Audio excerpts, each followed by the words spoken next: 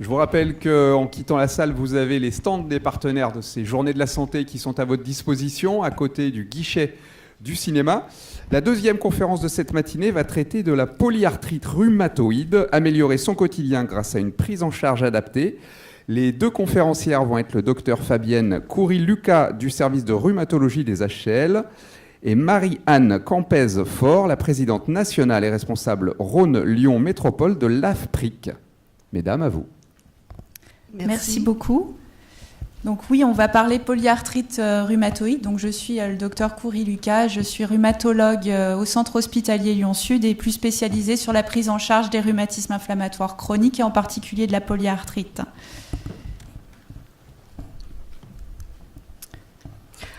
Alors docteur, une question très importante pour les personnes qui nous écoutent aujourd'hui. Qu'est-ce que c'est qu'une polyarthrite rhumatoïde ? Effectivement, il existe différents types de rhumatisme. Donc, la polyarthrite rhumatoïde est un rhumatisme inflammatoire chronique. C'est le rhumatisme inflammatoire le plus fréquent qui touche plus de 300 000 patients en France adultes. Vous savez qu'une articulation est formée de deux surfaces osseuses recouvertes de cartilage. C'est ce que vous voyez sur le schéma. Elle est délimitée par la capsule articulaire et à sa partie interne, il y a ce qu'on appelle la membrane synoviale qui va produire le liquide synovial et qui va nourrir l'articulation et la lubrifier. Dans la polyarthrite rhumatoïde, c'est cette membrane synoviale qui va être infiltrée de tout un tas de cellules du système immunitaire et qui va proliférer. Donc c'est ce que vous voyez en rouge, là, cette membrane synoviale qui prolifère. Donc elle va produire plus de liquide synovial, ce qui va entraîner le gonflement des articulations et donc les douleurs. Ça tire sur les tissus, ça fait mal. Et elle va envahir les tissus adjacents que sont le cartilage et l'os. C'est toute la gravité de la polyarthrite rhumatoïde. Alors voilà ce que ça entraîne. Des gonflements articulaires, ça touche potentiellement toutes les articulations, sauf la colonne, mais avec une atteinte prépondérante au niveau des poignets, au niveau des mains et également au niveau des avant-pieds. Donc des gonflements articulaires, comme vous le voyez ici sur les doigts et sur les poignets. C'est également, cette polyarthrite, une maladie auto-immune. Donc il y a production d'anticorps. Normalement, le système immunitaire, il est là pour nous défendre contre les micro-organismes, les bactéries, les virus, etc. Et il doit tolérer ses propres constituants. Dans un certain nombre de pathologies, que ce soit les allergies, les immunodéficiences, etc., ce système immunitaire ne va pas faire son travail correctement. Et c'est le cas dans les maladies auto-immunes où, en fait, l'organisme va développer des anticorps dirigés contre lui-même, dirigés contre ses tissus et notamment contre ses articulations ici. Alors, qui peut être touché par la polyarthrite rhumatoïde ? Parce que hier, sur notre stand, plusieurs personnes sont venues et nous ont dit « Oui, mais c'est une maladie de vieux, la polyarthrite rhumatoïde. » Eh bien, alors non, ce n'est pas une maladie de vieux. Ça peut toucher tous les âges, alors de l'enfant au vieillard. Chez l'enfant, c'est une forme particulière d'arthrite juvénile idiopathique. Il en existe diverses et il y en a une qui ressemble beaucoup à la polyarthrite rhumatoïde. Ça touche surtout les femmes et avec un âge effectivement prépondérant entre 40 et 60 ans, donc c'est autour de la ménopause. Mais tous les âges peuvent être touchés. C'est complètement différent justement de l'arthrose digitale là, que vous voyez sur la photo, qui touche beaucoup le pouce et puis les dernières articulations au niveau des doigts. Donc complètement différent de cette arthrose. Et quelle en est la cause de cette maladie ? Eh bien, on ne sait pas bien. À l'heure actuelle, la cause est encore inconnue. C'est pour ça qu'on n'a pas de traitement qui permette de guérir cette maladie. Mais on connaît quand même un certain nombre de facteurs qui vont la déclencher. Des facteurs hormonaux, ce qui explique que ça touche davantage les femmes. Des facteurs psychologiques. Sur un terrain prédisposé, la polyarthrite rhumatoïde va survenir, mais pas à n'importe quel moment. En général, à la faveur d'un décès, d'un divorce. Donc, divers facteurs psychologiques peuvent intervenir. Des facteurs génétiques. comme certains marqueurs du HLA, bien que ce ne soit pas une maladie héréditaire. Hein, ce n'est pas parce que la maman a une polyarthrite rhumatoïde que la fille fera une polyarthrite rhumatoïde. C'est de l'ordre de 30% les facteurs génétiques dans la polyarthrite rhumatoïde. Alors, facteur très important qui a été mis en évidence ces dernières années, c'est le tabagisme. Il est vraiment déterminant et c'est important pour la prise en charge de ces patients atteints de polyarthrite rhumatoïde. Il faut absolument les sevrer en tabac.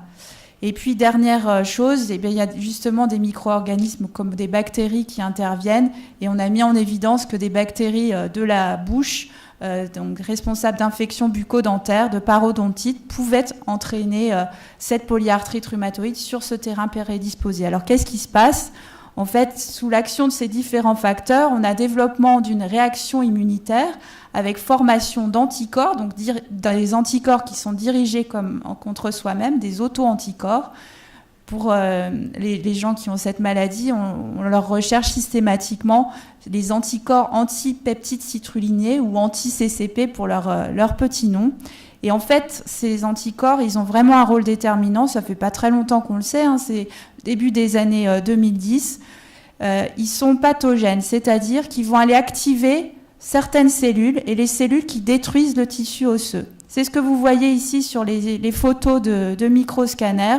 On voit que les patients qui sont porteurs de ces anticorps anti-CCP font plus d'érosion osseuse, font plus de trous au niveau du tissu osseux. Donc ils ont vraiment un rôle déterminant et pour le diagnostic et en fait dans la genèse de la maladie. En ce qui concerne les problèmes bucco-dentaires, donc il est recommandé d'aller voir régulièrement son dentiste. Tout à fait. Au moins 2 fois par an. Voilà, pour au moins faire un détartrage et puis traiter les infections bucco-dentaires éventuelles. Et puis ça a un impact aussi par rapport à d'autres traitements qu'on va être potentiellement amené à utiliser dans la polyarthrite rhumatoïde parce qu'elle prédispose à l'ostéoporose et des fois on est amené à traiter l'ostéoporose elle-même et il faut avoir vraiment une bouche irréprochable sur le plan infectieux. D'accord. Et en ce qui concerne les symptômes, qu'est-ce que vous pouvez nous en dire ? Par rapport à la polyarthrite rhumatoïde, eh bien, on a dit que ça entraînait des douleurs articulaires du fait du gonflement articulaire. Alors au début, les signes ils sont souvent un peu discrets et puis ça peut toucher potentiellement toutes les articulations. Puis chose importante pour les patients, c'est que c'est responsable d'une raideur importante. On a du mal le matin à dérouiller les articulations. Si on demande à quelqu'un qui a une polyarthrite d'ouvrir un pot de confiture, ça va être très compliqué dans les premières heures souvent. C'est ce qui vous est montré là sur la photo. Et puis, autre symptôme aussi vraiment important, c'est la fatigue qui va gêner au quotidien ces patients. Peut-être que vous pouvez nous en dire quelques... Exactement, pour la raideur matinale, c'est très important de le faire régulièrement, le dérouillage. Et ça, c'est vrai que peut-être qu'on vous a appris à le faire. Il faut manipuler au niveau des doigts, des poignets, etc. Et également... une personne qui a une polyarthrite, on l'entend toujours dire « je suis fatigué ». Et c'est vrai qu'on a une fatigue constante, perpétuelle, et qui ne s'en va pas, malgré tout ce que l'on peut faire pour essayer d'enlever cette fatigue. Les traitements ne sont pas toujours efficaces sur la fatigue. Les traitements nous perturbent beaucoup, c'est vrai. Et en ce qui concerne les diagnostics, qu'est-ce que vous pouvez nous en dire également ? Alors, souvent au début, les signes sont assez discrets, mais donc il faudra consulter un rhumatologue qui va regarder les articulations qui sont douloureuses, les articulations qui sont gonflées à l'examen clinique. Il y a une part aussi importante de la vie du patient qui va dire l'activité de son rhumatisme. Il va coter l'activité de son rhumatisme entre 0 et 10. Et c'est aussi des éléments qui vont servir à son suivi. Quand les signes sont très discrets, on va s'aider aussi d'autres examens comme l'échographie, qu'on utilise de plus en plus en rhumatologie, sur le plan thérapeutique, mais aussi sur le plan diagnostique, puisqu'elle est beaucoup plus performante que l'examen clinique. Elle va mettre en évidence 2 fois plus de gonflement que l'examen clinique. Donc quand c'est vraiment gonflé, il n'y a pas de problème, le rhumatologue ne va pas utiliser l'échographie, mais voilà, ça peut l'aider. Et ça va montrer aussi ce que vous voyez là sur la photo du dessous, où il y a une hypervascularisation, et ça signe l'activité du gonflement articulaire. Troisième chose dont va s'aider le rhumatologue pour établir le diagnostic, c'est la biologie. Je vous ai parlé des différents auto-anticorps, enfin les anti-CCP. Il y en a un autre qui est important, c'est le facteur rhumatoïde, alors qui est moins intéressant pour le diagnostic. Il a été décrit il y a beaucoup plus longtemps. Et puis, autre chose, il y a souvent de l'inflammation dans le sang. C'est ce que vous voyez sur vos prises de sang avec la vitesse de sédimentation, la C-réactive protéine ou CRP. Donc, ça va être des marqueurs qu'on va utiliser pour le diagnostic, mais également pour le suivi. Dernière chose qu'on utilise, c'est la radiographie. Mais en général, au diagnostic, heureusement, elle est normale. Il n'y a pas encore d'atteinte osseuse, mais on va tout de même le vérifier. Les radios, elles serviront également au suivi du patient. Alors, en ce qui concerne le diagnostic, ce qui est primordial, c'est qu'il soit fait très tôt en amont pour pouvoir être traité très rapidement pour éviter justement les problèmes qui arrivent ensuite. C'est ça qui est déterminant. Le diagnostic, idéalement, il faut qu'il ait lieu dans les 3 premiers mois d'évolution. Pourquoi ce diagnostic précoce ? Parce que si on diagnostique tôt, surtout, on va pouvoir traiter tôt. La polyarthrite rhumatoïde, certes, ça fait mal, ça fait gonfler les articulations, mais ce qu'on craint surtout, c'est les destructions articulaires. Et elles peuvent arriver de temps en temps, très tôt, dans les formes très inflammatoires, et surtout, elles sont irréversibles. Une fois que l'os est touché, on n'est pas capable, avec tous les traitements qu'on a à l'heure actuelle à notre disposition, on n'est pas capable de reboucher les trous, ni au niveau du cartilage, ni au niveau du tissu osseux. Donc ces destructions, elles ont potentiellement, elles sont source de handicap sur la fonction. Elles vont retentir sur la qualité de vie aussi du patient, qui risque d'être handicapé par ces destructions articulaires. Ça a un impact aussi socio-professionnel majeur. Et puis tous les traitements, et il y en a beaucoup maintenant dans la polyarthrite rhumatoïde, heureusement, ils sont surtout efficaces quand on les utilise au début de l'évolution de la maladie. D'où l'importance de ce diagnostic très précocement. Et puis parce qu'on ne veut plus voir ces images-là de destruction importante, on est capable actuellement de bloquer l'évolution de cette maladie, et c'est vraiment primordial. C'est vrai que maintenant, on voit des personnes polyarthritiques, quand elles annoncent qu'elles ont la maladie, tout de suite on regarde les mains. Et souvent les mains, elles sont normales, elles n'ont pas de déformation. Et on a un doute. On se dit, vous êtes sûr que vous avez une polyarthrite ? Parce que vos mains, elles sont normales. Donc, d'où l'importance du diagnostic précoce pour éviter toutes ces déformations. Mais les traitements d'aujourd'hui, c'est vrai, on fait beaucoup. Tout à fait. Mais des traitements qu'on a guère que depuis le début des années 2000. Très donc, peu de temps, oui. C'est encore trop peu. Et qu'en est-il des traitements, de la stratégie de ces traitements ? Eh bien, l'objectif, ça va être de bloquer la maladie. On diagnostique tôt pour la bloquer. On va essayer de faire une mise en rémission. Alors, on parle de rémission et non de guérison, puisqu'on n'est pas capable, avec les traitements dont on dispose, puisqu'on ne connaît pas la cause, de guérir de cette maladie. Mais on est capable de la bloquer complètement, et ça va être l'objectif, la bloquer complètement, ou au moins aboutir à une faible activité de la maladie. Alors, les outils qu'on utilise, ça va être les traitements de fond. À côté des traitements de la douleur, des traitements du symptôme et des anti-inflammatoires, et de temps en temps de la cortisone qu'on va utiliser surtout au début de la maladie, en attendant que nos traitements soient efficaces, on va utiliser des traitements de fond. La pierre angulaire du traitement de fond, c'est le méthotrexate. Ça a été la première révolution dans la prise en charge de la polyarthrite rhumatoïde. Début des années 80, le méthotrexate est arrivé. Ça a déjà permis d'améliorer un certain nombre de patients. Deuxième grande révolution, c'est le début des années 2000, avec l'arrivée des biothérapies, on y reviendra après. Les concepts dans la prise en charge de la polyarthrite, on a dit le traitement le plus précocement possible. On va suivre jusqu'à ce qu'on aboutisse à la rémission ou à la faible activité de la maladie de façon serrée le patient, c'est-à-dire on va le revoir au besoin tous les 3 mois jusqu'à ce qu'on obtienne cette rémission ou cette faible activité de la maladie. Ensuite, le suivi, on pourra l'espacer. Et puis, il y a ce qu'on appelle le traitement à la cible. C'est ça, justement. C'est arriver à cette rémission avec un objectif à 6 mois, 1 an, grand maximum, d'arriver à cette rémission. Et puis, chose très importante, c'est le rhumatologue qui va suivre le patient. Et il faut établir une alliance thérapeutique avec son patient. On a le patient comme le médecin, on a le même objectif, c'est d'arriver à cette rémission. Et ce qui est vraiment demandé au patient, c'est l'adhésion au traitement, bien prendre ses médicaments. Même quand on a l'impression qu'on va bien, la maladie risque de repartir si on interrompt ses traitements.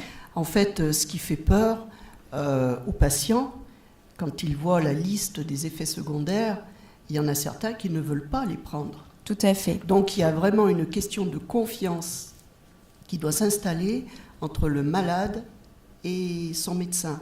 C'est primordial parce qu'il faut prendre le traitement. La maladie, elle ne partira pas et elle continuera d'évoluer dans le mauvais sens. Donc c'est ce qu'il faut essayer d'expliquer. Nous, on essaye de le faire en tant qu'association, mais c'est vrai que le médecin aussi doit persuader son patient qu'il doit aller jusqu'au bout de son traitement, même en cas de rémission.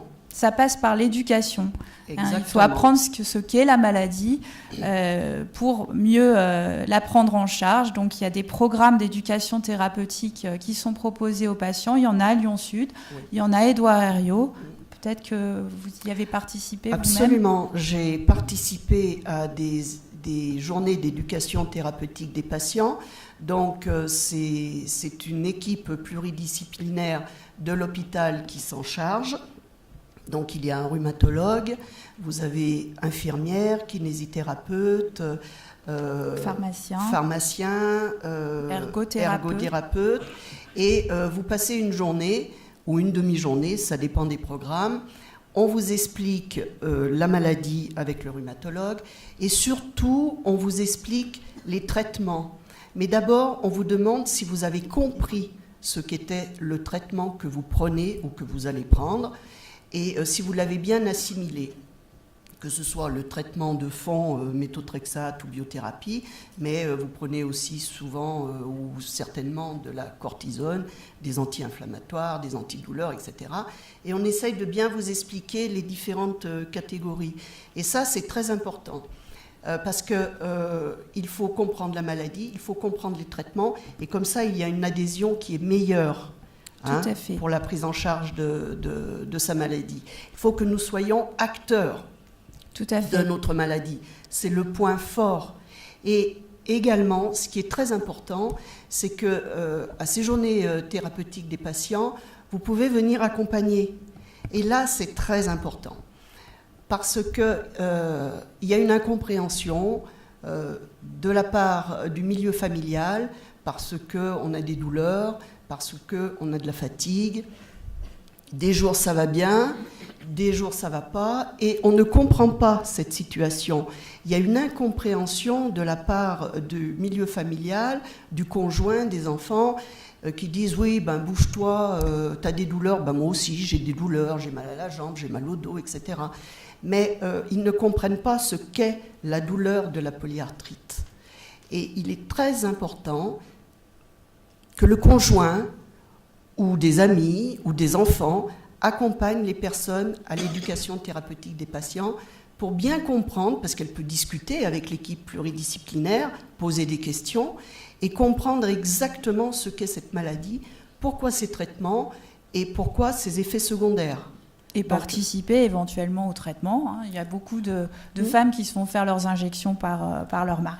Donc le conjoint peut vraiment participer à la prise en charge. Et puis l'éducation thérapeutique, c'est aussi l'occasion de rencontrer d'autres patients qui sont atteints de la même maladie, donc de pouvoir échanger.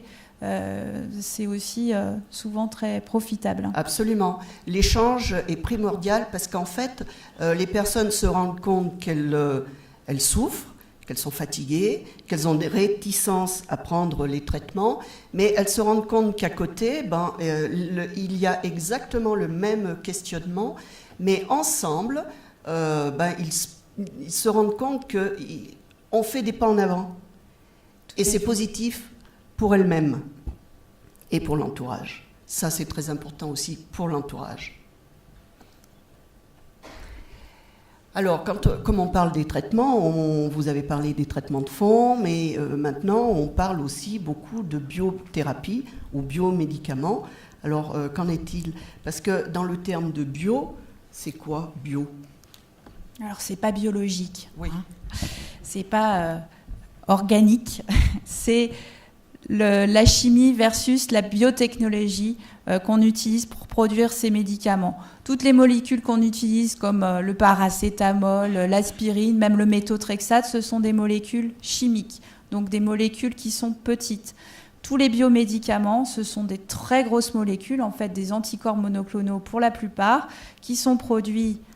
On va sélectionner un gène d'intérêt qu'on va mettre dans des cellules et on va cultiver ces cellules à très grande échelle avec des bioréacteurs et on va ensuite purifier la protéine qui nous intéresse, donc cet anticorps monoclonal.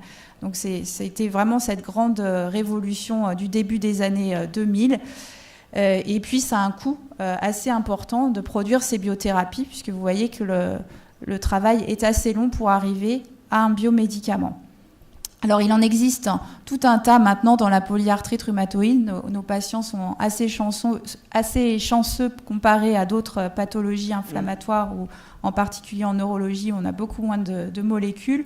Je vous ai mis un petit schéma de ce qu'on en savait aujourd'hui de la polyarthrite rhumatoïde et on utilise différentes cibles sur les lymphocytes T, sur les lymphocytes B, etc. Et vous avez la liste des médicaments qu'on a, alors qui sont pour la plupart des biothérapies, puis vous avez peut-être entendu pour certains des nouvelles molécules, les anti-JAK, alors qui ne sont pas des biothérapies, ce sont des molécules chimiques, mais qui ont une cible là également, les molécules JAK qui sont des molécules à l'intérieur de la cellule qu'on va bloquer. Alors je dirais que c'est la troisième révolution peut-être dans la polyarthrite rhumatoïde, on va voir dans les années à venir, puisque ces molécules, comparées aux biothérapies qu'on est obligé de faire par voie intraveineuse ou par voie sous-cutanée, les patients sont obligés de se piquer, là on peut les prendre par la bouche. Donc c'est tout aussi efficace qu'une biothérapie et ça se prend par la bouche. Donc grand progrès. Et puis à côté de ces biothérapies, on a les biosimilaires. Alors je dis à côté, mais c'est pas tout à fait ça. C'est exactement le même type de molécules, mais sous la pression de l'augmentation du nombre de patients, parce qu'il y a la polyarthrite rhumatoïde, mais il y a aussi d'autres maladies inflammatoires qui bénéficient de ces biothérapies, des coûts liés à ces traitements, de la pression politique, la sécurité sociale, vous savez, qui est toujours en déficit. Et puis ces molécules, on les avait depuis un certain nombre d'années, pour certaines début des années 2000. Les brevets sont tombés et sont en train encore de tomber. Donc de nouveaux laboratoires se sont emparés de ce marché et ont développé des biosimilaires. Et c'est un énorme apport aussi pour les patients, je pense, parce que ça permet de développer de nouvelles molécules tout aussi efficaces qui ont été testées. Ce ne sont pas des génériques. Elles ont été étudiées en laboratoire, mais également chez des patients. Donc, on a vraiment confiance dans ces molécules. Et ça permet que, en France, comme dans d'autres pays d'Europe, on puisse disposer à grande échelle de ces molécules. Vous savez que dans certains pays d'Europe, on sélectionne les patients qui vont bénéficier de biothérapie. C'est pas comme ça en France. Mais avec les problèmes économiques qu'on a, on pourrait y venir. Donc d'avoir ces biosimilaires qui se développent, je pense que c'est un grand apport. Et je précise bien, ce ne sont pas des génériques. Tout à fait. Contrairement à ce que certaines personnes peuvent penser. Donc c'est vraiment le copier-coller du biomédicament. Voilà. Et qui a été testé en laboratoire et chez des patients. Donc là, c'est pour vous montrer justement les différentes molécules qu'on a à notre disposition et les prix. C'est les prix par mois et les prix à l'année, dans la troisième colonne. Et vous voyez, Benepali et Relsi, ce sont justement les premières biothérapies sous-cutanées biosimilaires qu'on a eues il y a quelques années. Et ça permet de diminuer nettement le prix du traitement à l'année. Alors, quelles sont les autres mesures que l'on peut apporter ? Voilà, puisqu'on a dit les traitements par la bouche, les traitements en piqûre, avec les biothérapies, mais qu'est-ce que, à votre échelle ou le patient à son échelle peut faire pour améliorer les choses ?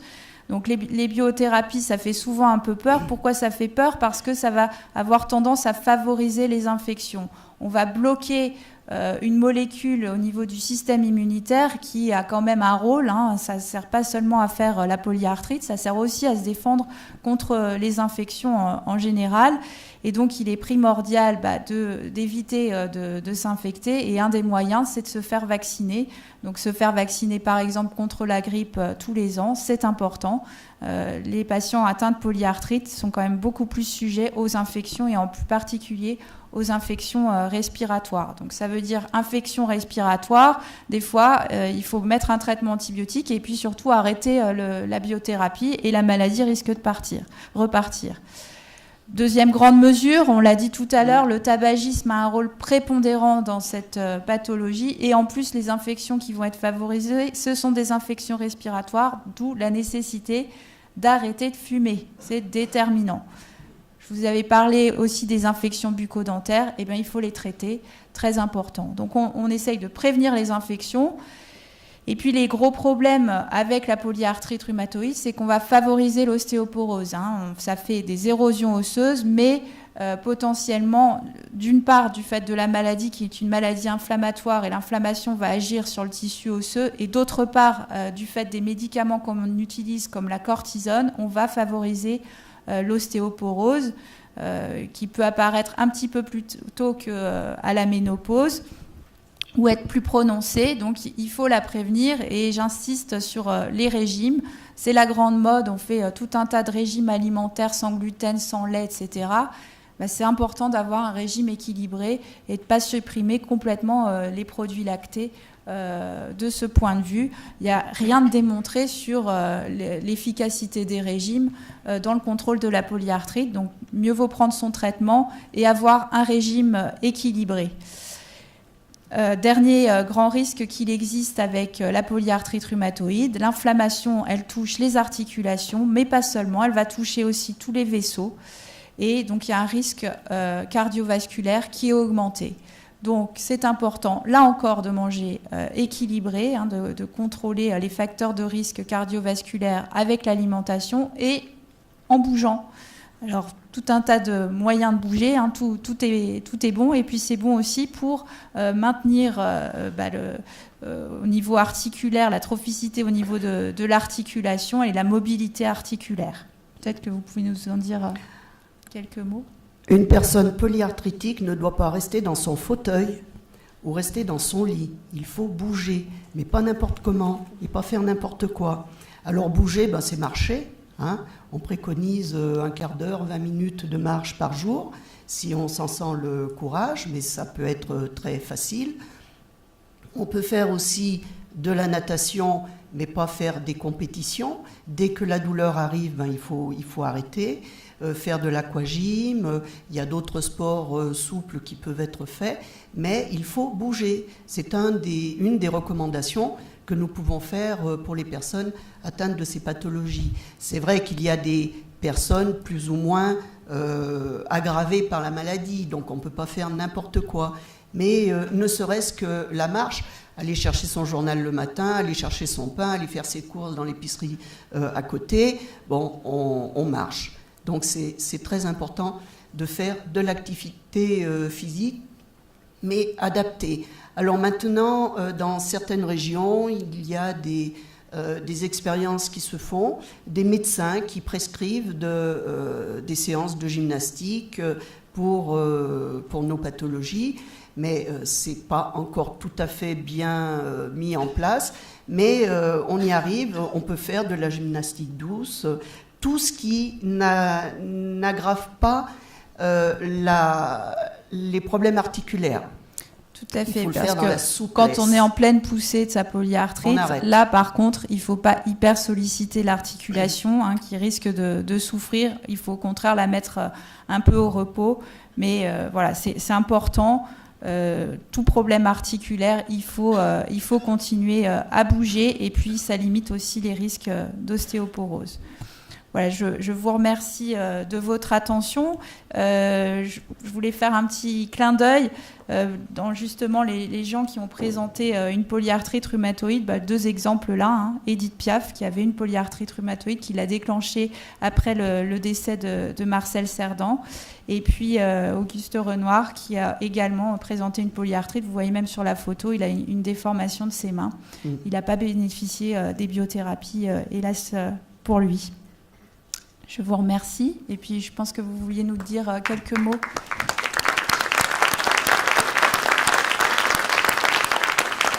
Quelques mots sur l'association. Oui, je vais quand même parler un petit peu de l'association que je préside au niveau national et dont je suis également la représentante sur le Rhône et Lyon Métropole. Alors, c'est une association qui a été créée par des malades, pour des malades, et qui est gérée également par des malades, qui a été fondée à Paris un 8 décembre 1988. Alors pour les Lyonnais, le 8 décembre, c'est parlant. Elle est reconnue d'utilité publique depuis 2009, agréée pour représenter également les usagers du système de santé, et également membre de France Asso Santé, ex-collectif interassociatif sur la santé. Alors, au niveau de la métropole, nous sommes 70 relais en région, soit plus de 200 bénévoles, dont une délégation dans le Rhône. Il y a un secrétariat national à Paris avec 11 salariés, plus de 4000 membres cotisants, et nous sommes en contact avec près de 20 000 personnes concernées par ces pathologies.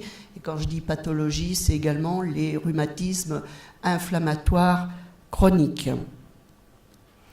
Alors, nous organisons tous les ans le salon de la polyarthrite à Paris sur 2 jours et dans 15 autres villes en région. Nous éditons une revue pour les adhérents qu'ils reçoivent tous les 3 mois, des brochures, des supports numériques avec notre site internet, des émissions sur la web TV, newsletter, page Facebook.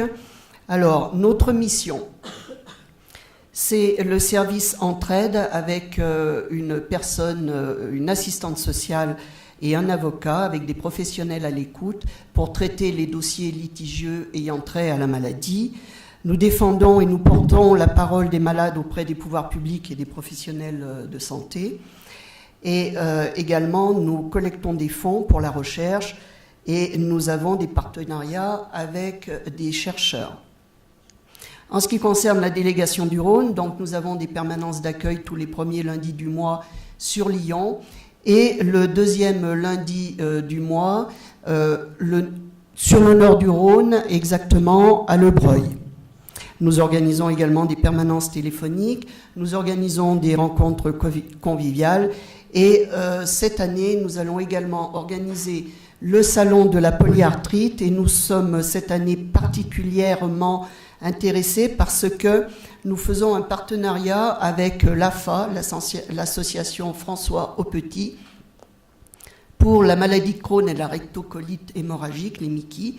Et ça aura lieu cette année, le 6 octobre 2018, à Bron, au centre social de l'hôpital du Vinatier. Ouverture des portes à partir de 13h avec différentes conférences en duo, gastro-entérologue et rhumatologue. Donc vous avez les coordonnées de l'association à Paris et je vous remercie de votre attention. Merci mesdames. Alors, la conférence suivante arrive dans 5 minutes, donc on va avoir le temps juste d'une seule question, malheureusement.